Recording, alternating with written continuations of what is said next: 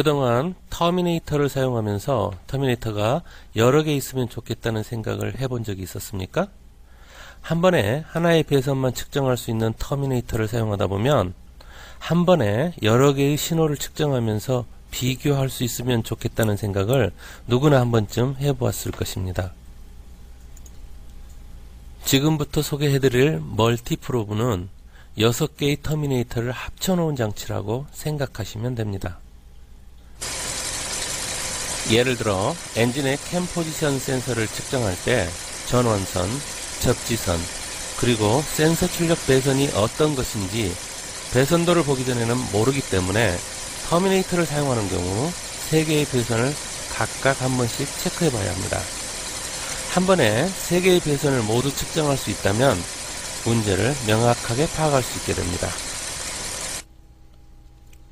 2번 채널의 맨 위에 적색 램프가 켜져 있는데 이것은 캠 포지션 센서의 12V 전원선을 나타냅니다. 3번 채널의 맨 밑에 있는 청색 램프는 센서 접지입니다. 그리고 4번 채널의 청색 램프와 적색 램프가 교대로 깜빡이는데 이것은 캠 포지션 센서 출력 신호입니다. 만약에 시동이 걸리지 않는 차량에서 크랭킹을 하면서 멀티프로브로 위와 같이 측정했을 때 전원과 접지가 이처럼 정상인데 불구하고 출력 신호가 이와 같이 보이지 않고 이것과 이 신호처럼 가만히 멈춰 있다면 캠 포지션 센서 자체 문제입니다. 그러나 이 지점에서는 이와 같이 정상으로 보이지만 ECU 쪽 커넥터에서 이것들처럼 가만히 멈춰 있다면 크랭크 포지션 센서와 ECU 사이의 배선에 문제가 생겼을 가능성이 높습니다. 점막 코일에 연결된 신호를 살펴보겠습니다. 점막 코일 구동 신호는 실린더마다 동일해야 합니다. 만약 나머지 점막 코일과 다른 형태의 신호 패턴을 보인다면 해당 신호 배선이나 혹은 ECU 내부에 있는 드라이버 IC 불량입니다. 이처럼 멀티프로브는 여러 개의 터미네이터를 한 번에 사용하는 효과가 있습니다. 이제부터 각 채널의 특성에 대해서 설명해 드리겠습니다. 1번 채널은 터미네이터의 전압 배치와 동일합니다. 0V에서 0.5V까지는 맨 아래에 있는 램프에 청색 등이 켜집니다. 0.6V에서 1.2V까지는 맨 아래에 있는 램프에 주황색 등이 켜집니다. 1.3V에서 2.5V까지는 맨 아래에 있는 램프에 적색 등이 켜집니다. 2.6V에서 4.0V까지는 가운데에 있는 램프에 청색 등이 켜집니다.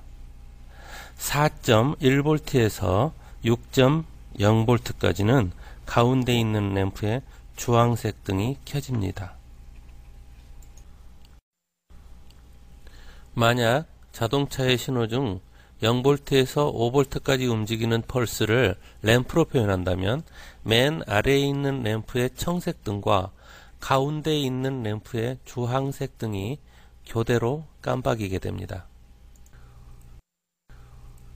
이 컬러 코드에서 원주변에 새겨진 숫자는 해당 영역의 낮은 쪽 전압을 표시합니다. 즉 컬러 코드에 6.1이라고 표시되면 6.1V에서 다음 컬러의 숫자 9.3V보다 낮은 9.2V까지의 전압이 이 가운데 램프에 적색 등을 켠다는 뜻입니다. 맨 위에 있는 램프의 영역은 15V에서 약 70V까지입니다. 이처럼 1번 채널은 하나의 램프에 3단계의 전압 영역이 있고 전체적으로는 9단계로 나뉘게 되어 자동차에서 나타나는 어떤 펄스든지 모두 표현할 수 있도록 되어 있습니다. 2번 채널부터 6번 채널까지 램프 구성은 다음과 같습니다. 맨 아래에 있는 램프는 청색 등만 들어옵니다. 그 범위는 0V에서 1V까지입니다. 맨 위에 있는 램프는 적색 등만 들어옵니다. 범위는 플러스 전원으로부터 밑으로 1V까지입니다. 가운데 있는 램프는 황색 등이 들어옵니다. 그 영역은 1.1V부터 플러스 전원 마이너스 1V입니다. 만약 전원이 13.5V라면 이 영역은 12.4V까지입니다. 전원선을 측정할 때는 위와 같은 기준으로 읽으면 됩니다. 그러나 펄스를 측정할 때는 간단하게 맨 아래는 0V, 가운데는 5V, 그리고 맨 위는 12V로 간주하시면 편리합니다. 6번 채널의 경우 특별한 기능이 포함되어 있습니다. 6번 채널은 소리와 연동이 됩니다. 가장 아래 램프에 해당되는 전압이 들어오면 낮은 음이 납니다. 가운데 램프에 해당되는 전압이 들어오면 중간 음이 납니다. 가장 위쪽에 램프에 해당되는 전압이 들어오면 높은 음이 납니다. 배선 추적 작업을 할 때 소리를 들어가면서 현재 점검하는 배선의 상태를 빨리 파악할 수 있으며 의심나는 배선을 흔들어 보았을 때 들리는 소리의 종류로 쉽게 진단이 가능합니다.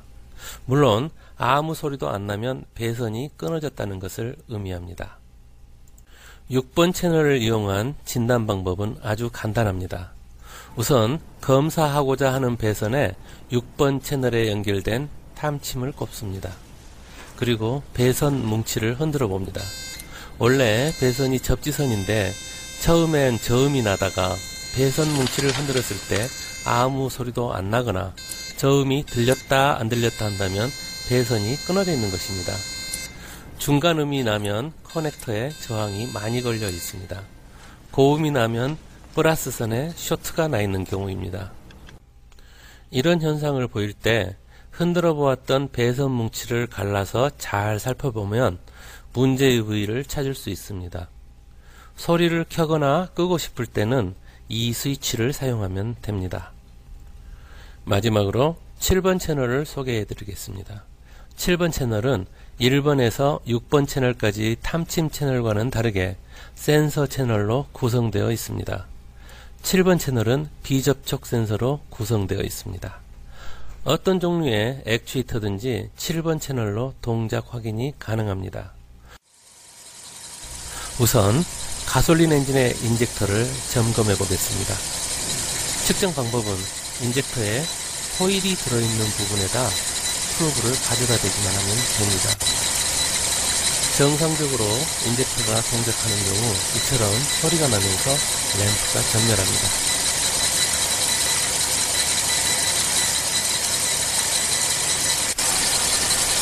이번에는 점압 코일입니다. 동작 여부를 쉽게 알 수 있죠.